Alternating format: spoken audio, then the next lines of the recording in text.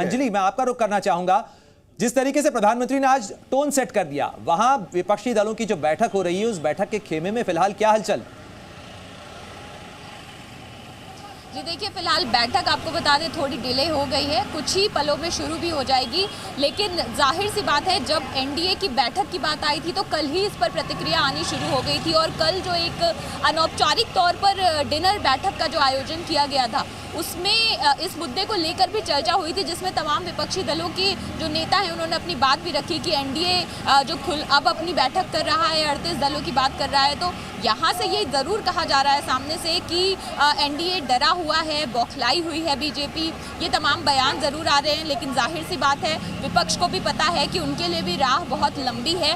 ज़्यादा से ज़्यादा समर्थन जुटाने की कोशिश की जा रही है। इस बार बहुत ज़्यादा क्षेत्रीय पार्टियों को भी महत्ता दी गई है, लेकिन चुनौती ये भी होगी इन विपक्षी दलों के सामने कि सीट शेयरिंग का मसला जो है वो कैसे हल होगा। बिल्कुल, बहुत सारे मसले अंजलि, आप बने रहे। मैं रवि का भी रुख करना चाहूंगा। रवि, प्रधानमंत्री तो कह रहे हैं कि विपक्ष का हाल कुछ ऐसा है कि गाइड कुछ और है और हाल कुछ और है। हाँ बिल्कुल बिल्कुल, देखिए तो वो आरोप इसलिए लगा रहे हैं कि उनको पता है कि यहाँ जो एजेंडा है इसके पीछे कुछ और कहीं ना कहीं ताकतें हैं और कुछ और साजिश चल रही है। उनका मानना है कहीं ना कहीं, देखिए इस पर्दे के पीछे जो मैंने कहा ना आपको 2004 का खेल दिख रहा है कि 2004 में जिस तरह से सोनिया गांधी को आगे रख के पूरी लड़ाई लड़ी गई थी, यूपीए अलायंस बना था, फिर से वही स्थिति दिख रही है। जो सोनिया गांधी कहीं पर्दे के पीछे थी, बहुत दूर तक कहीं अलायंस में आती हुई नहीं दिख रही थी, लेकिन अचानक वो आती है इस बैठक में और ये नाम आता है कि सोनिया गांधी अब चेयरपर्सन बनेंगे नए गठबंधन का। तो कुल मिलाजुलाकर एक एजेंडा तय है कि परिवार से ही कोई ना कोई इस गठबंधन को लीड करेगा। और ये प्रधानमंत्री मोदी को एक बड़ा मुद्दा मिल जाएगा कि कहीं ना कहीं घूम फिर के सारा अलायंस, चाहे गठबंधन जो है परिवार के आसपास ही टिकता है, चाहे सोनिया गांधी या राहुल गांधी या फिर उनके आसपास। तो एक मुद्दा उनको देने की बात, अगर ऐसा होता है तो, अगर सोनिया गांधी को अध्यक्ष बनाए जाने की बात है, चेयरपर्सन बनाए जाने की बात है, तो ये कहेंगे कि कुछ एजेंडा अलग होता है दिखाने का और कहने का कुछ और। कहते हैं ना, हाथी के दांत दिखाने के कुछ और होते हैं, खाने के कुछ और होते हैं। और एक गाना भी शायद उन्होंने कहा है कि एक चेहरे के पीछे कई चेहरे लगा देते हैं लोग। तो कहीं ना कहीं ये चीजें हैं, अगर विपक्ष गलतियां करेगा। वाकई में रवि, असली सवाल तो इसी चीज को लेकर है कि कौन सा चेहरा होगा, और अभी तो यही तय नहीं है कि किस चेहरे के साथ में विपक्ष का ये गठबंधन मैदान में उतरेगा। लेकिन अभय जी, जिस तरीके से ये पूरा मामला बढ़ता या बनता नजर आ रहा है, क्या प्रधानमंत्री ने जो पिच सेट किया है विपक्ष उसमें फंसता नजर आ रहा है? क्योंकि अगर सोनिया गांधी लीड करती हैं इसको तो परिवारवाद का मुद्दा, साथ ही जो तमाम दल हैं, चाहे तेजस्वी यादव वहां हो, लालू यादव वहां हो, फारूक अब्दुल्ला हो, उमर अब्दुल्ला हो, ये तमाम वो दल हैं जिनके ऊपर आरोप लगते रहे। भ्रष्टाचार के जिस मुद्दे को प्रधानमंत्री जिक्र कर रहे थे, कहीं ना कहीं ये तमाम दल जो हैं उन जांच एजेंसियों के दायरे के अंदर भी हैं। तो ये माना जाए कि कहीं ना कहीं ये उस ट्रैप के अंदर फंस रहे हैं। देखिए, आपको याद होगा कि 12 घंटे पहले नरेंद्र मोदी ने राष्ट्रवादी कांग्रेस और इन सब लोगों की वो आरोप लगाया था कि 70,000 करोड़ के घोटाले में हैं, और 12 घंटे बाद जिन लोगों पे आरोप लगाया था वो सब उन्हीं की सरकार में उप मुख्यमंत्री बने बैठे हुए हैं। तो ये सब जो बातें कही जाती हैं ये फिक्रेबाजी है, इससे कोई राजनीति की स्थिति तय नहीं होती। असली स्थिति क्या है? भाजपा का जो कैचमेंट एरिया है, यानी उसका जो प्रभाव क्षेत्र है, आप उस पर निगाह डालें। अगर एक हिंदू वोट भाजपा को मिलता है तो एक हिंदू वोट भाजपा के खिलाफ पड़ता है, लेकिन भाजपा को जो वोट मिलता है वो पूरा भाजपा को मिल जाता है। जो उसके खिलाफ वोट पड़ता है वो बहुत हिस्सों में बंट जाता है। उसको बंटने से जितना रोका जाएगा भाजपा के लिए चुनौती उतनी ही कठिन होती जाएगी। अगर उसको नहीं रोका जा पाएगा तो चुनौती सरल रहेगी, लेकिन जितना वो जो इसका बिखराव जितना रुकेगा उस एक वोट का, उतना ही भाजपा के लिए मुश्किलें बढ़ेंगी। ये भाजपा के विरोध में पड़ने वाले वोटों का कंसोलिडेशन बड़ी चुनौती है, और यही जो चुनौती है विपक्ष के सामने। लेकिन संगीत रागी जी, मैं आपका भी रुख करना चाहूंगा। जरा एक चीज बताइए, ये जो आरोप विपक्ष लगातार लगाता रहता है इस पूरे मामले के अंदर कि बीजेपी के पास में एक वॉशिंग मशीन है जिसके अंदर तमाम दाग धुल जाते हैं, और उसके बाद एनडीए के अंदर जो तमाम 38 दल इस समय नजर आ रहे हैं, उन दलों में भी कई नेता जो हैं वो विपक्ष में रहते के खेमे में रहे हैं, वो आरोप लगाते रहे हैं, और फिर भी बीजेपी दिल पे नहीं लेती है और केवल साथ में बिठा लेती है। आपने बिल्कुल सही कहा, लेकिन मैं अभी जो अभय जी ने कहा था, मैं उस सवाल से अपनी बात शुरू करूंगा। उन्होंने कहा कि एक वोट यदि भारतीय जनता पार्टी के पक्ष में पड़ती है तो एक वोट जो है हिंदू वोट बाहर पड़ता है। मुझे लगता है इसको कंसोलिडेट करने के लिए ही नरेंद्र मोदी जी ने आपको तुष्टीकरण की बात रही है, और ये एक ऐसी चीज़ है जो मुझे लगता है कि वोटों को पोलराइज करने की दिशा में आने वाले दिनों में काम करेंगे।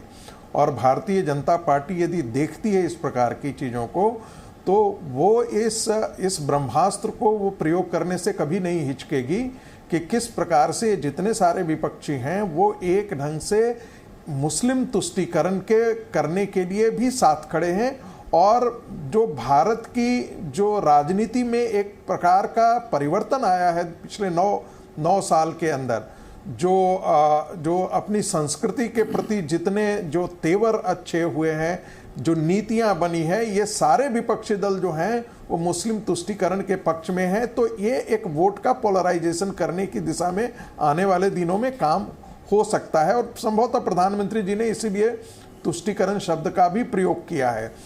दूसरी बात, ये बात तो सही है कि जिस प्रकार से एनसीपी के लोग आ गए हैं, लेकिन एक भी बात को मैं कह दूं कि जब फुटबॉल का आप मैच खेलते हैं तो लंगी मार देने का एक कमजोर आदमी बोलते रहता है फॉल खेल दिया। ये तो गेम इस प्रकार का है कि अब इस गेम में आप देखेंगे कि 2024 के चुनाव के पहले में यानी सत्ता के खेल में सब जायज है। संगीत रागी जी, मैं लौटूंगा आपके पास में, लेकिन एक बार रवि त्रिपाठी से भी अपडेट ले लें। रवि, जायज नहीं मतलब ये खेल होगा। मैं एक छोटी सी टिप्पणी कर दूं, कल शरद पवार किस ओर पलटी मारेंगे अभी कहना बड़ा मुश्किल है। जी अभय जी, जरा मैं इस पे भी आपकी भी टिप्पणी चाहूंगा। क्या शरद पवार को लेकर अब भी सस्पेंस बरकरार है? आज जो विपक्ष की बैठक हो रही है, आज शरद पवार पहुंचे जरूर हैं, लेकिन कहीं ना कहीं कुछ सवालिया निशान उनकी भूमिका पर जरूर होंगे विपक्ष के खेमे में कि कितना स्टेबल, कितने साथ। महाराष्ट्र में राष्ट्रवादी कांग्रेस में जो हो रहा है वो बहुत आश्चर्यजनक है। कम से कम मैं भी उसका मतलब नहीं समझ पाया हूं। जो लोग अभी अभी उनकी पार्टी को छोड़ के गए हैं वो सब एक दिन, दो बार शरद पवार से मिल चुके हैं। अब उनकी क्या आपस में बातचीत हुई है किसी को कुछ नहीं पता है। केवल ये कहना है कि उन्होंने कहा कि आप पार्टी को एक रखें, उन्होंने कोई जवाब नहीं दिया। क्या हम लोग इतने नादान नहीं है कि हम कहें कि हाँ यही बातचीत हुई होगी? तो क्या घटित हो रहा है, क्या गुल खिल रहा है, कौन किस तरह? पिछली बार भी अजित पवार जब छोड़ के गए थे तो वापस आ गए थे, इस बार भी छोड़ के गए हैं, अब शरद पवार से मिलने जा रहे हैं वो लोग। तो वहां पे क्या हो रहा है? बड़ा आश्चर्यजनक किस्म की राजनीति हो रही है जिसका मतलब निकालना अभी मुश्किल है, थोड़ा इंतजार करना पड़ेगा। भाई मुंबई से आते हैं अभय जी, शरद पवार वहां के महाराष्ट्र के मुख्यमंत्री भी रहे हैं, स्टॉक एक्सचेंज है तो अपना पोर्टफोलियो उन्होंने डाइवर्सिफाई कर रखा है, दोनों तरफ उन्होंने स्टॉक डाल रखे हैं। संगीत रागी जी, क्या यह माना जाए कि ये शरद पवार ने दोनों तरफ इन्वेस्टमेंट कर रखा है? अजित पवार वहां पर मौजूद हैं एनडीए के साथ में, इधर यूपीए या कहा जाए विपक्ष के गठबंधन के अंदर मौजूद हैं। देखिए, कई बार हम लोग कहते हैं, कई बार घुसपैठिए भेजे जाते हैं, क्या उसी रूप में काम कर रहे हैं शरद पवार जी? एक बात तो तय है कि अब जो नया गठबंधन बन जा रहा है उसमें शरद पवार की भूमिका के बारे में सारे गठबंधन दलों के एक प्रकार से संदेह होगा। ये कहना कि अजित पवार बिना शरद पवार की सहमति से दोबारा पार्टी तोड़ करके गए, और जैसा कि अभय जी ने कहा और हम सब जानते हैं, पब्लिक डोमेन में आ चुका है कि 4-4 घंटे तक बात हो रही है, अजित पवार की अलग से बात हो रही है, फिर अजित पवार के साथ उनके मंत्रिमंडल के कुछ सदस्य शरद पवार से मिलते हैं। तो क्या उनके बीच में, क्या शरद पवार आने वाले दिनों में एनडीए ज्वाइन करेंगे, या शरद पवार जो है वो एनडीए के साथ नहीं आएंगे, या वो एनसीपी, क्यों कहा गया कि भाई एनसीपी एकजुट है?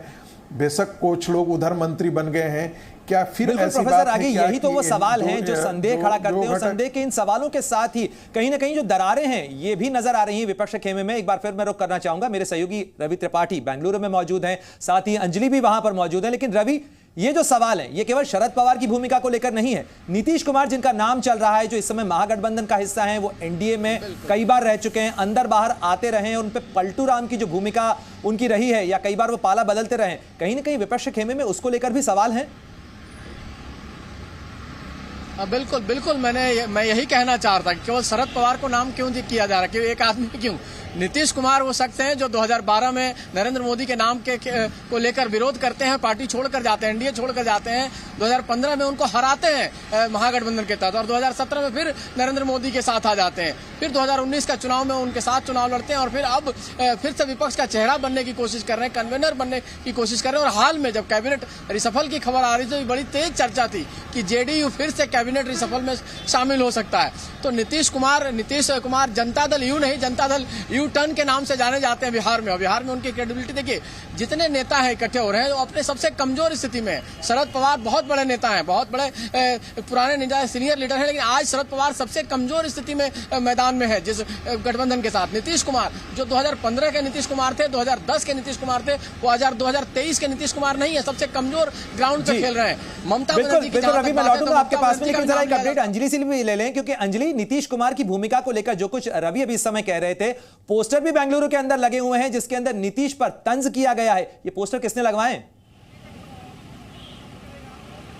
जी देखिए, पोस्टर किसने लगवाए ये बड़ा सवाल जरूर है। हालांकि आज डीके शिव कुमार सामने आए और उनसे सवाल जब पूछा गया तो उन्होंने कहा कि ये साजिश है बीजेपी की, तोहमत बीजेपी पर लगाई जा रही है। लेकिन जाहिर सी बात है कि विपक्ष के अंदर भी कई ऐसे खेमे हैं जो कभी एक दूसरे के खिलाफ खड़े थे, चाहे आप आरजेडी और जेडीयू को ले लें या फिर आप कम्युनिस्ट पार्टी और टीएमसी के बीच की दरार देख ले। तो ये वही बड़ा सवाल है जो भी हमारे वरिष्ठ सहयोगी रवि त्रिपाठी आपको कह रहे थे कि आखिर इन तमाम चीज़ों को, इन तमाम खेमों को एकजुट करने की बात जो है आप ऊपर से तो दिखा रहे हैं, लेकिन अंदर कितनी आत्मीयता है ये भी एक बड़ा सवाल है। अब देखना होगा कि नीतीश कुमार को लेकर आज सुबह पोस्टर लगाए गए तो उसको कवर अप करने के लिए डीके शिव कुमार जरूर सामने आ गए, लेकिन इसके अलावा क्या कई और ऐसे मसले हैं जिन पर साफ तौर पर अभी बिल्कुल बहुत सारे सवालों के जवाब खोजने होंगे विपक्ष को अपने गठबंधन को मजबूत करने के लिए और चुनाव के मैदान में उतरने से पहले। शुक्रिया आपका तमाम जानकारी के लिए अंजलि और रवि आपका, और साथ ही अभय दुबे और संगीत रागी हमारे साथ लगातार जुड़े हुए थे।